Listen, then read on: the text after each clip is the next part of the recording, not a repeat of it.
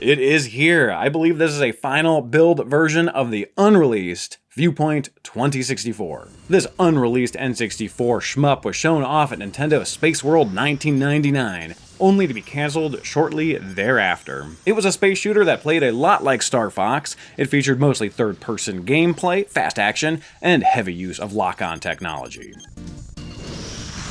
Lock-on technology! We got an earlier beta build of it back in 2020. It found its way online, but I believe this is the complete and final version. But hey, before we continue, if you want to support the show and our preservation efforts, leave a comment down below. Say anything you want. If you want to say how big of a dump the 2064 dump was, that's cool. Go ahead, say that. Literally anything is fine. It all supports the YouTube algorithm.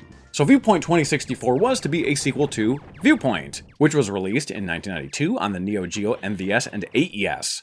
It was an isometric scrolling shooter, and 2064 was to bring the game into the third dimension. The player can move side to side, forward and backward, but not vertically up and down. Instead, your targeting reticle can move freely and lock onto enemies that are above you.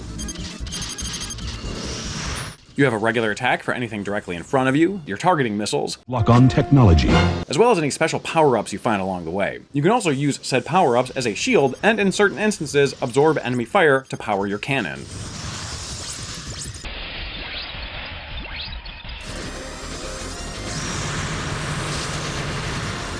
Now, years after it was cancelled, an earlier prototype would appear on eBay and this cart would get dumped and released in the year 2020. We knew it wasn't final for several reasons, though. For example, it had issues with collision detection. Here I am going through a boulder. And then another boulder.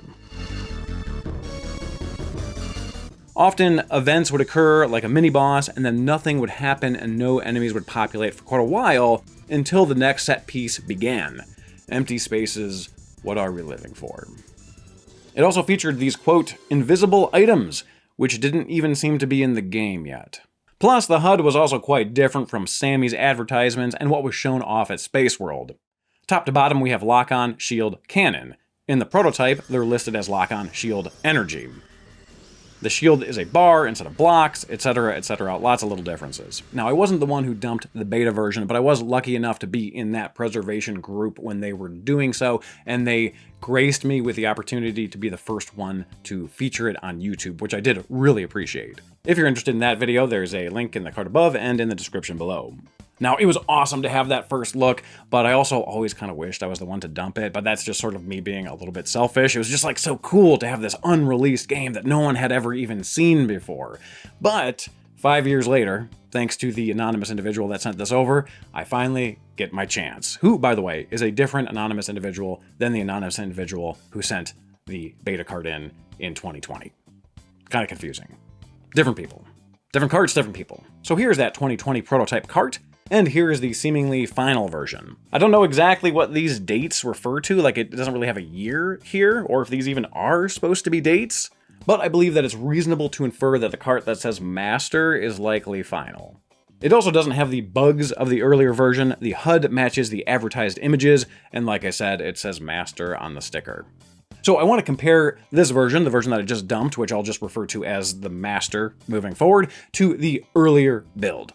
Starting with the opening sequences. Now, as you can see here, the developer logo is different, and it's also a different developer than the original Viewpoint. Still the same publisher, though, still Sammy. And the Master has a much different and longer opening sequence. There is some overlap, but it's much more fleshed out. It actually goes on for about 3 minutes. So I'm not going to showcase all of it because I'm afraid some of you will just get bored and click off. But if you want to check it out, of course, you can download the ROM and watch it yourself.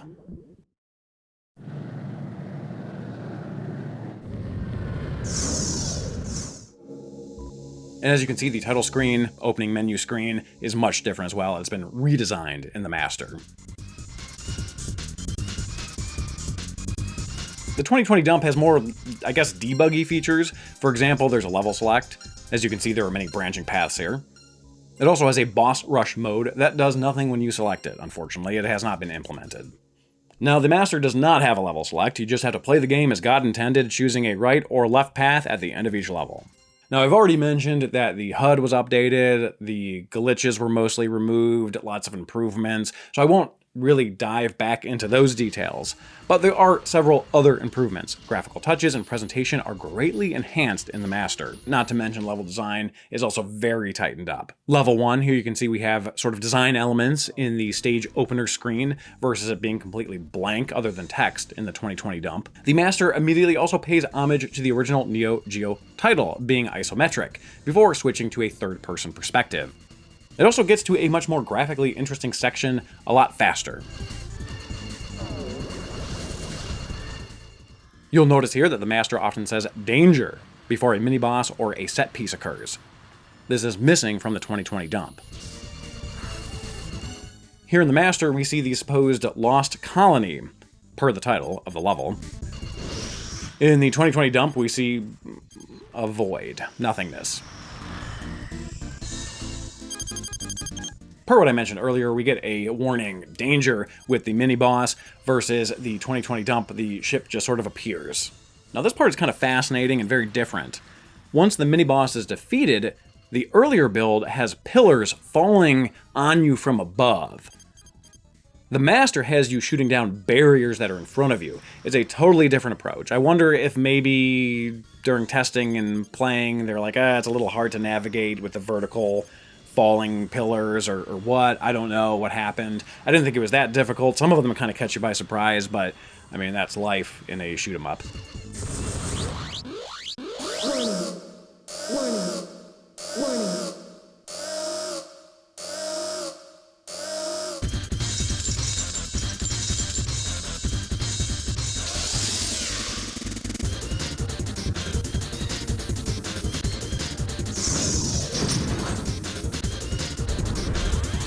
As you can see, bosses also get a much longer and more dramatic introduction in the Master.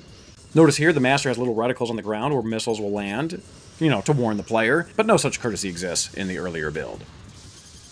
Now in both versions, there's a life bar that's visible for the bosses, but in the Master version, the bosses will catch on fire and sort of start to ignite, show damage when that life bar gets low. They will also break apart more dramatically when defeated.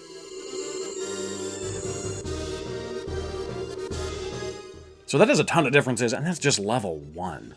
A lot of these concepts carry over, though. I'm not going to do a side-by-side of every level. I'm just going to give you guys some highlights that I noticed in a handful of other stages. Here's stage 3, the beta. I'm blowing up dandelions and getting a ton of these little star, swirly, globy things. I have no idea what they are or what they do. Here's the Master. I blow up all of these, but I just earn one of them, and it actually tells me what it does.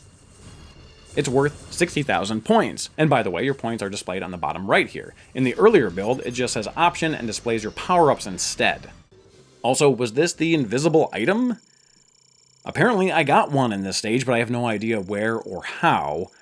Maybe because it's actually invisible? I don't know. The game really doesn't tell you. Maybe if we had a manual or something. Here is stage 6 of the Master. Little opening cinematic. Notice the dramatic rain, which is also shown off in the promotional screenshots. Compare that to the earlier build. The player just kind of warps in, and there's no rain.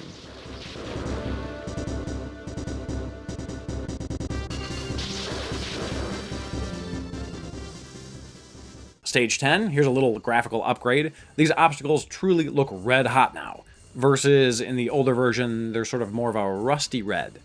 I am so glad we have a seemingly complete version of this game now.